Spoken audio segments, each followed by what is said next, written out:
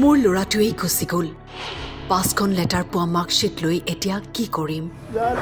নিজেই নাই এতিয়া। এতিয়া মোৰ কাৰণে ল'ৰাটো ৰিজাল্ট ভাল হোৱা বা ষ্টেণ্ড কৰা একো মূল্য এতিয়া নাই। ৰিজাল্ট ল'বলৈ এই পৃথিৱীত নাই সুখ্যাতিৰে উত্তীৰ্ণ হোৱা ছাত্ৰজন। হায়াৰ ছেকেণ্ডেৰীৰ ফলাফল আহিল, কিন্তু 4 দিন পূৰ্বেই হেৰাই গ'ল মেধাৱী ছাত্ৰ ৰমেন বিশ্বাস। পুত্ৰৰ সফলতাৰ খবৰ পাই দুখত ভাগি পৰিছে পিতৃ।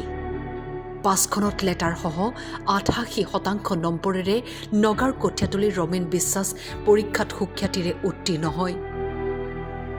মূল্যহীন হৈ পৰিল পুত্ৰৰ ৰিজাল্ট, ক'লে দুৰ্ভগীয়া পিতৃয়ে। নগাঁৱৰ পানীখাইটিত 4 দিন পূৰ্বেই এক পথ দুৰ্ঘটনাত জীৱন হেৰুৱালে ৰমেন বিশ্বাসে। নিজেই নাই এতিয়া। এতিয়া মোৰ কাৰণে ল'ৰাটো ৰিজাল্ট ভাল হোৱা বা ষ্টেণ্ড কৰা একো মূল্য এতিয়া নাই আৰু এইবোৰ। এইটো মূল্য মোৰ কাৰণেতো একোৱেই নহয় এতিয়া আৰু। ষ্টেণ্ড কৰিলোতো মোৰ যিহেতু সন্তান নাই, সেইকাৰণে মই আৰু ৰিজাল্টটো সেয়া হ'লেও কি আৰু তেনেকুৱা।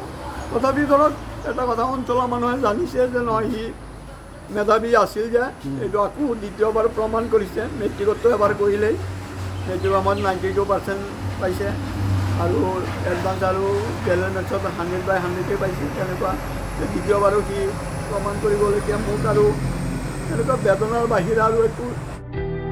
পৰীক্ষাৰ ৰিজাল্টৰ আনন্দৰ মাজতো শোকৰ বন্যা বৈছে এই পৰিয়ালটোত। আজি হয়তো ৰমেন জীয়াই থকাহেঁতেন, কিমান যে ফূৰ্তি কৰিলেহেঁতেন। নিষ্ঠুৰ নিয়তিয়ে এনেকৈ লিখি থৈছিল ৰমেনৰ জীৱন কাহিনী। ময়ো জানিছোঁ, কাৰণ আমাৰ বিদ্যালয়খনতো তেনেকুৱা কণ্ডোলেন্স মাতিছে, চেণ্ট থমাছো পাতিছে। কাৰণ এওঁলোকে ষ্টাফে আহি প্ৰত্যেকে মোৰ বেদনাৰ সমভাগী, তেনেকুৱা আনকি আমাৰ সাংবাদিক তেনেকুৱা কঠীয়াতলীৰ গোটেই অঞ্চলে মোৰ লগত সমবেদনাৰ অংশীদাৰ হৈ তেওঁৰ আত্মাৰ সদ্গতিৰ কাৰণে ভগৱানৰ ওচৰত প্ৰাৰ্থনা কৰিছে। মোৰ কাৰণে এইটোৱে আৰু, ইয়াত থাকি আৰু মোৰ কি আছে এতিয়া। সেইটোৱে যে অঞ্চলবাসীয়ে যে ইয়াৰ কাৰণে কান্দিছে, সেইটোৱে।